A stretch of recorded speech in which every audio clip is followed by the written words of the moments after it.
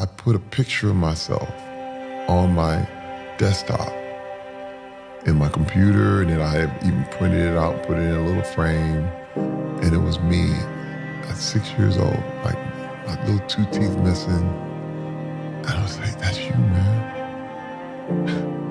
I get choked up looking at it, because it's like, even I think about it, I'm like, that's still you.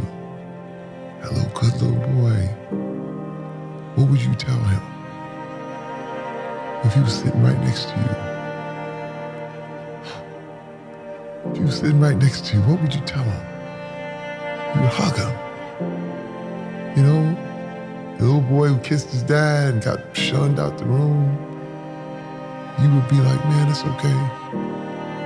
I love you, man. You're a good boy. You know, I'm the same person. I'm still him. I'm still him.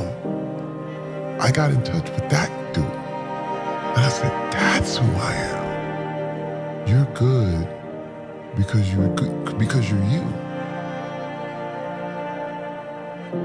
We go from being children that are wired to love ourselves to the ways in which life can make you start to feel what's wrong with me, and the ways in which your brain starts to turn and filter the world in a way where you see everything that you're not, and all the ways that you don't fit in, and all the things that aren't working out.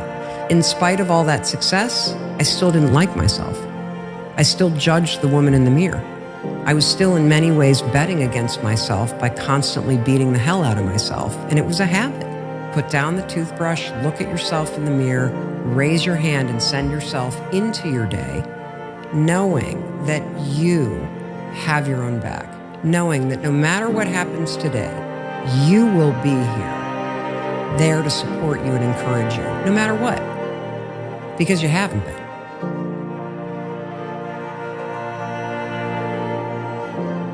And so now I've realized that whatever you want from someone else, give it to yourself first. If you want compliments from someone else, give them to yourself first.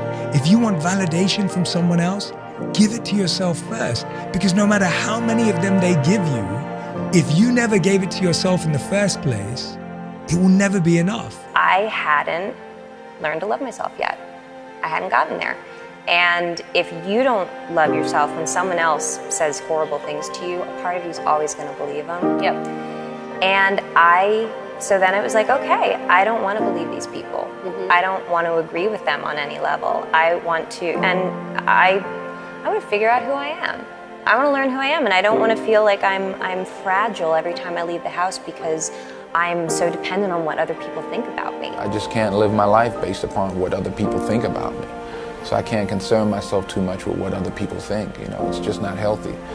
I don't think I could continue to do what I do if I was constantly worrying about what somebody thought about it. Treat yourself like you're someone responsible for helping.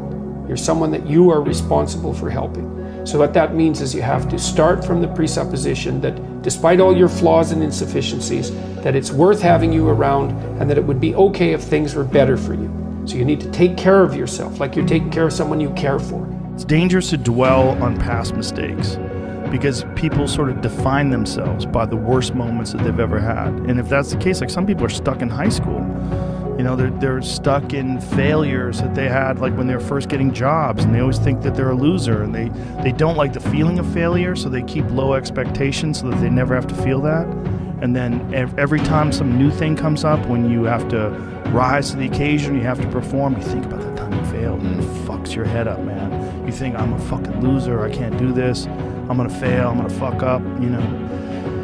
You gotta get through it. You gotta get through bad feelings. You gotta get through failure.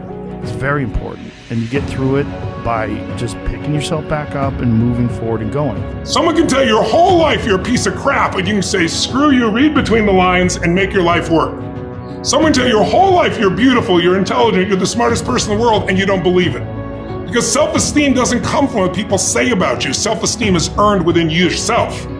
It's esteem for yourself, which only comes by doing things that are incredibly difficult, and then your brain goes, this is who I am. It's easy to go through life thinking that we're lacking in some area. If we had more talent, then we could do something great. If we had a better personality, if we were more confident, more attractive, then we could reach our dreams. But as long as you're discounting yourself, thinking you're at a disadvantage, it will keep you from rising higher. Nobody is perfect. People are going to tell you you're perfect just the way you are. You're not. You are imperfect. You always will be, but there is a powerful force that designed you that way. And if you're willing to accept that, you will have grace. And grace is a gift. And depression is your body saying, fuck you, I don't want to be this character anymore. I don't want to hold up this avatar that you've created in the world. It's too much for me. If I start insulting you in another language, you feel nothing. They don't mean anything to you because it's you who puts the meaning to it. Me, I know what it means, but it doesn't matter how hard I scream them to you. You might start laughing. Take their words, take away the value of the words and drop them to the floor.